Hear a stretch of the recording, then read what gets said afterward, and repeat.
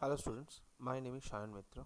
I am the faculty member of Department of Electronics and Communication Engineering of Greater Kolkata College of Engineering and Management. Today I am going to taking the class of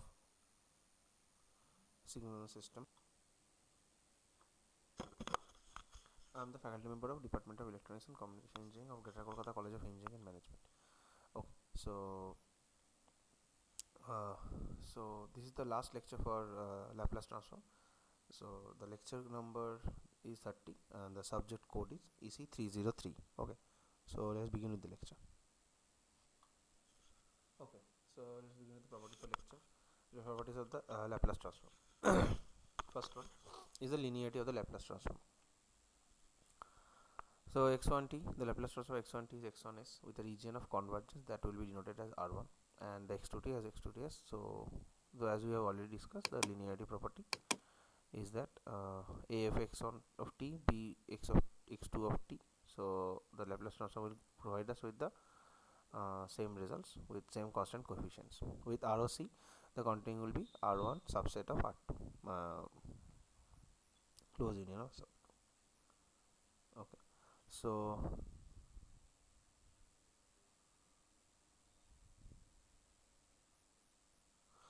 as indicated, the region of the convergence of x of s is at least the intersection of R1 and R2, which could be empty, in which case x of s has no region of convergence, x of t has no Laplace transform. For example, x of t has an equation of 9.47, for example 9.7 with b greater than 0.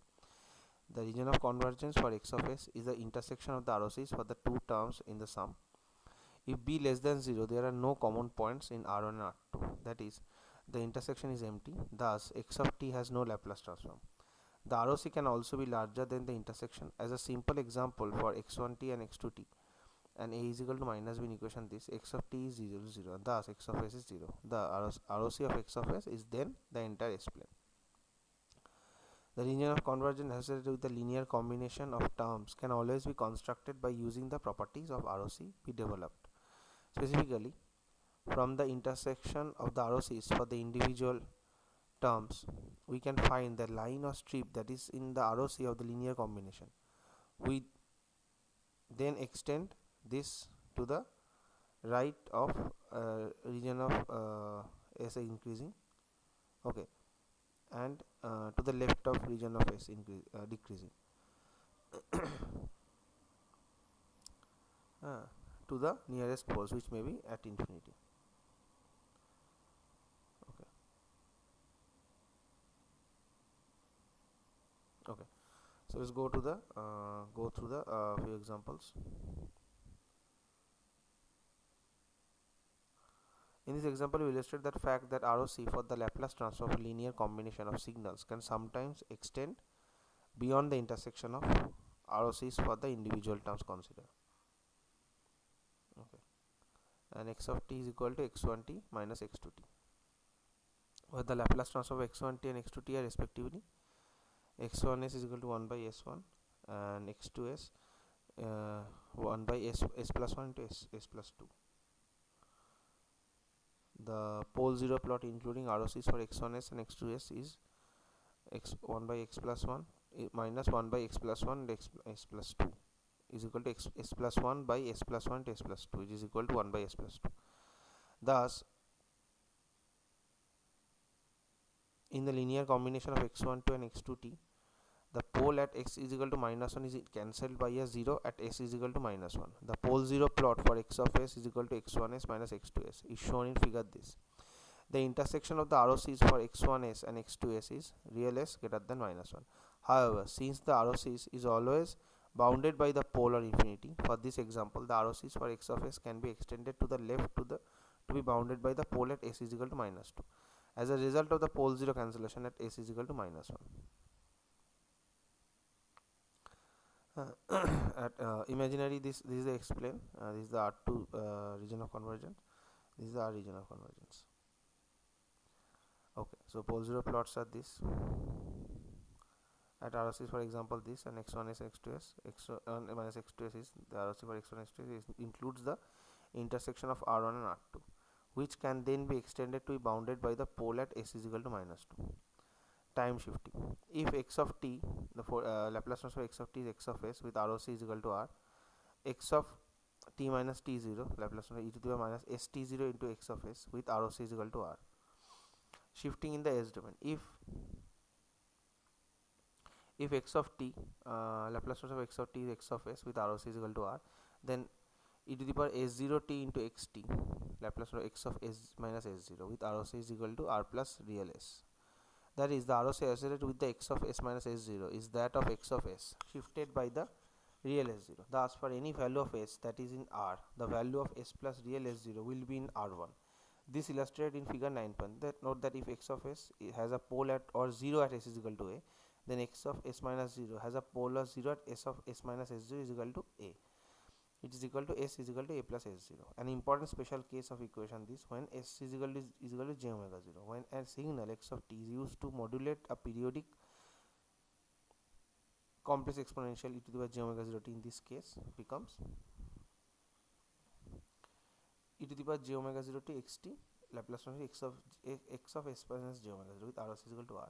The right hand side equation can be interpreted as a shift in the s plane parallel to the j omega x.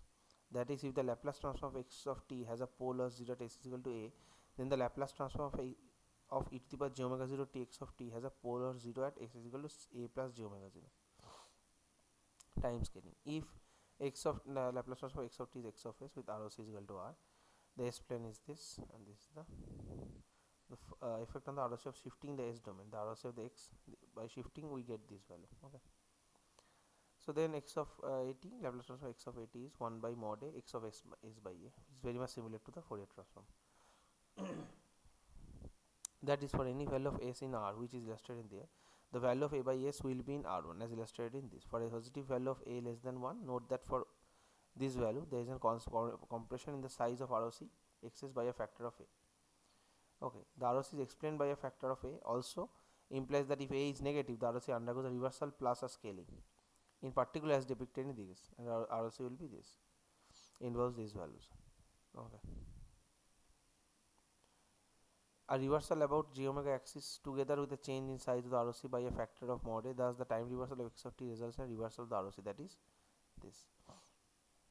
Conjugation relation, x of t, Laplace of x of t is x of s with ROC r, the conjugation of this, and we get this value. Consequently, if x of t is real and if x of s has a pole of 0 at s is equal to s0, is unbounded or 0 at s is equal to s0, then x of s also has a pole or a 0 at the complex conjugate point at s is equal to s0. For example, the transform x of s for the real signal x of t in example 9.4 has poles at s is equal to 1 plus minus 3j and zeros which is at s is equal to minus 5 plus minus j root over 71 by 2. Convolution property, if x1t is this, x2t is x2s, so we get this value with ROC containing these values. In a manner similar to the linearity property set forth in this point, the ROC of x1s and x2s includes the intersection of ROCs of x1s and x2s and may be a larger if pole 0 cancellation occurs in the product. For example, if x1s is this value, real value is greater than minus 2, then we got this value, and then x1s and x2s is equal to 1 and its ROC is the entire s plane. As we saw in chapter 4, the convolution property in the context of the Fourier transform plays an important role in the analysis of linear time invariant system. Okay, we'll explore in some detail in convolution property of Laplace transform. Differentiation in the time domain, x of t, Laplace transform x of s. So differentiation of x of t will give a Laplace transform s of xs with ROC containing r. This property follows by differentiating both sides of the inverse Laplace transform as expressed in equation this, specifically at x of t is equal to 1 by 2 pi j integration of plus sigma plus j infinity into sigma minus j infinity x of s e to the power st ds. Then d of dt of xt is equal to 1 by 2 pi j s xs e to the power st ds. Consequently, differentiation of this is the inverse Laplace transform s xs. The ROC of s of xs includes the ROC of xs and may be a larger if x of s has a first order pole at s is equal to 0.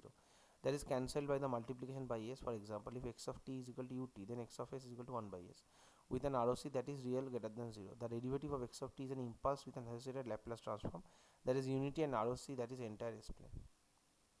Differentiation in the s domain, differentiating both sides of the Laplace transform equation Differentiating both sides of the Laplace transform equation, we get x of s is integration of plus infinity minus infinity x of t to the minus st dt. We obtain d of xs ds minus infinity plus infinity minus t into x of t e to the minus st dt. Consequently, if x of t is Laplace of x of s with ROC is equal to r, then minus txt Laplace of t of x of s. Okay. Next two examples is the use of this property. Let us find the Laplace transform of x of t, which is equal to t e to the minus at ut. So Laplace transform of u to the power minus at ut, we already know the value 1 by s plus a. The real value greater than minus 1, and it follows with t into the minus ut. The Laplace transform of this will be minus d of ds by 1 by s plus a, and we'll get 1 by s plus a square for real value of s should be greater than minus a. In fact, by repeated application of equation this, we can have this kind of formulas also, right? So in general we'll get a equation which is look like t to the power n minus 1 by n minus 1 factorial e to the power minus at ut, which will be 1 by s plus a whole to the power n. As the next example illustrates, this specific Laplace transform pair is particularly useful when applying partial fraction expansion to the determination of the inverse Laplace transform of a rational function with multiple order poles. An example of 9.15. Consider the Laplace transform x of s, which is equal to 2x square plus 5s plus 5 by s plus 1 whole square into s plus 2, real greater than minus 1. Now applying the partial fraction expansion method, describing the appendix, as we can write x of s is equal to 2 by s plus 1 whole square minus 1 by s plus 1 plus 3 by s plus 2, a real value greater than minus 1. So it could be written as, since the ROC is to the right of the poles at s is equal to minus 1 and minus 2, the inverse transform of each of the terms is right sided signal, and applying equation this, we obtain the inverse transform this. Integration in the time domain. If x of t is Laplace of x of s with ROC region converges R, then integration of minus infinity x tau d tau is equal to 1 by s xx with ROC containing this value. This property is the inverse of the differentiation property set forth in this section, derived from the convolution property presented here as this. For example, this value we get ut Laplace transform 1 by s, and thus from the convolution property we get ut xt 1 by s xs with an ROC that contains the intersection of the ROC of xs and ROC of the Laplace transform ut in equation this, which results in the ROC given in equation this. Now last one, the initial and final value theorem. You under the specific constants, that this initial and final value theorem is also we have discussed in the in case of Z transform also. Okay. So if you just proceed with it, that under the specific constants, that x of t is equal to 0 for t less than 0, and that x of t contains no impulses or higher order singularities at the origin, one can directly calculate from the Laplace transform the initial value x of 0 plus x of t as t approaches 0 from positive values of t. Specifically, the initial value theorem states that x of 0 plus is equal to limit x tends to infinity s of xs.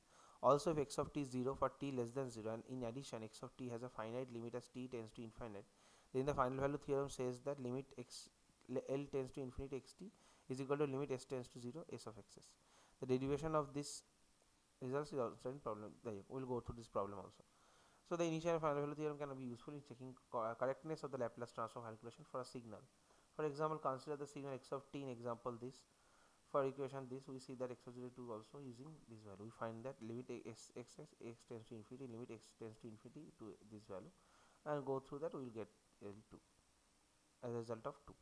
So the table of the properties are, this is the summation of the properties that we should go through.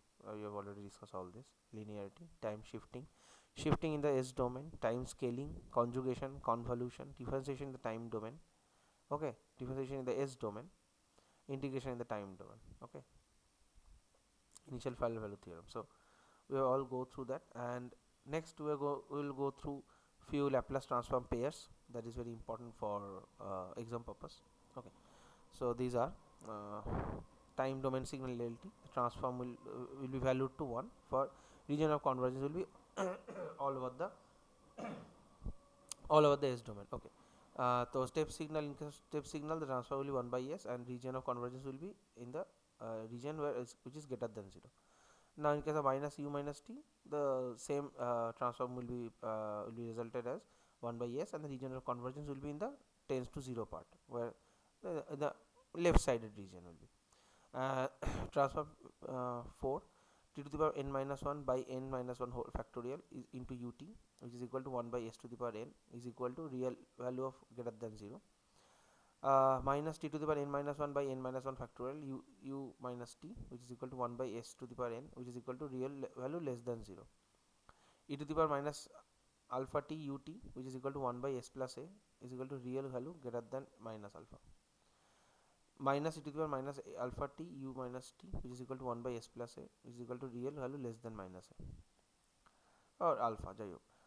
T to the power n minus 1 by n minus 1 whole to factorial e to the minus at ut, transform will be 1 by s plus alpha to the power n, or a real value will be greater than minus alpha. Ninth, minus t to the power n minus 1 by n minus 1 factorial e to the power minus at ut minus t, transform will be 1 by s plus 1 whole to the power n, real value is less than minus 1, the region of convergence. Del t minus tau will be resulted to e to the power minus st, it will be cover all the s domain. Cos omega 0 t ut will provide an answer of s by s square plus omega square, real value is greater than 0. In case of sin omega 0 t dut, value will be omega 0 by s square plus omega square, region of convergence will be real greater than 0. E to the power minus alpha t cos omega 0 t ut will be resulted as s plus alpha by s plus alpha whole square plus omega square 0, omega 0 square, real value greater than minus alpha. E to the power minus alpha t sin omega 0 t ut, omega 0 by s plus alpha whole square plus omega 0 whole square, region of convergence real value greater than minus 1. U of n t d to the power n del t by dt n n s to s Laplace transform s to the power n all s, and this value will result in 1 by s to the power n. This is the real value of region of convergence. Okay. Now we are going through. I will go and analyze some LTI system using the Laplace transform. Okay. So we'll go through few properties and we'll go through few examples also, and by which we'll go through few examples and we'll get to the conclusion. Okay. So let's begin with it. As we already know, here we are not going to discuss all this part here. We already know what is a Laplace transform is. We know what is the eigenvalue eigenfunction is. So we are going to go to the direct problem part where we are going to discuss about the Laplace transform and how it works. Okay. So first go to the property that for a causal LTI system, the impulse response is 0 for t less than 0, thus is right sided. Consequently, from the discussion in the previous part, we see that ROC associated with the system function for a causal system is a right half plane. So as you go through it, it should be stressed, however, that the converse of this statement is not necessarily true. That is, we'll be going to illustrate all those parts. Okay. So let's happen to be have an ROC to the right of the rightmost pole does not guarantee that a system is causal. Rather, it guarantees only that the impulse response is right-sided. However, if h of s is rational, then this example and this follow, we can determine whether the system is causal simply by checking to see if its ROC is a right half plane specifically. For a system with rational system function, causality of the system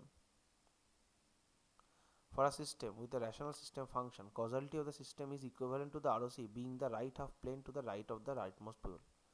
Example, consider a system with impulse response h of t which is equal to e to the power minus t ut. Since h of t is equal to 0 for t less than 0, this system is causal.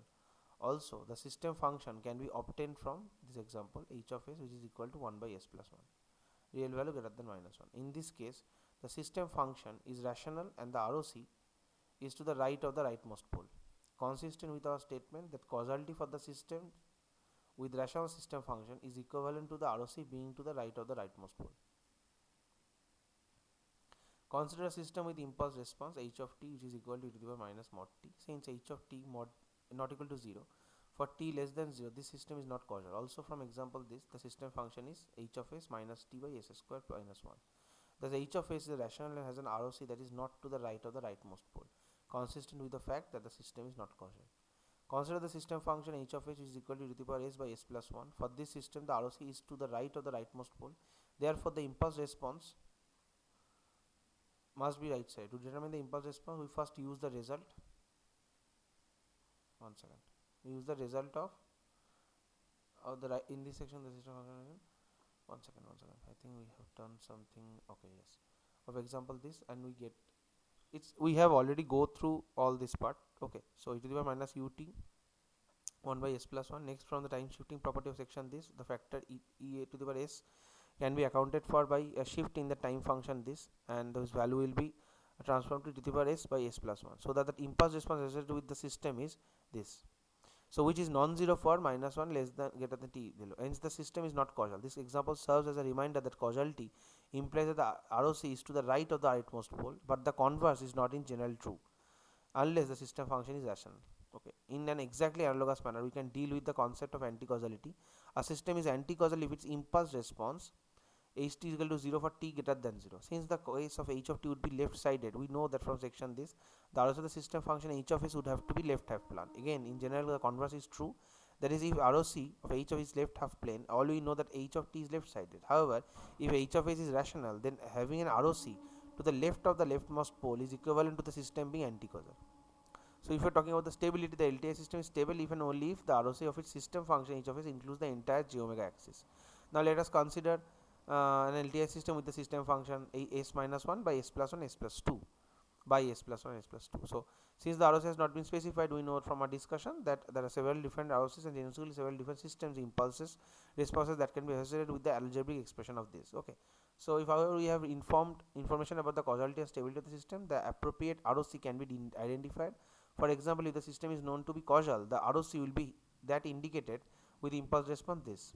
Note that this particular choice of ROC does not include j omega x, and consequently the corresponding system is unstable and is not. On the other hand, if the system is known to be stable, the ROC is the given and the corresponding impulse response is this.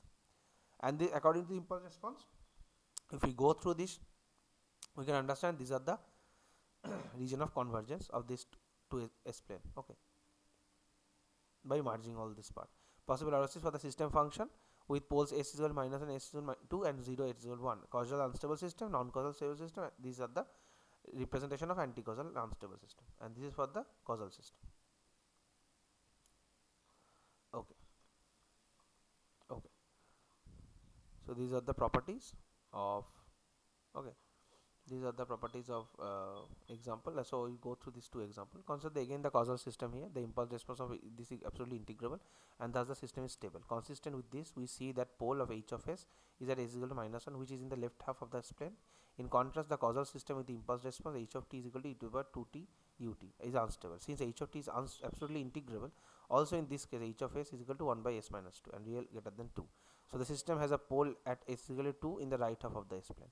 Let us consider the class of causal second order system previously discussed. The impulse response and system function are respectively this, and by doing that we get this real value and the region of convergence for pole location of ROC for causal second order system. Okay.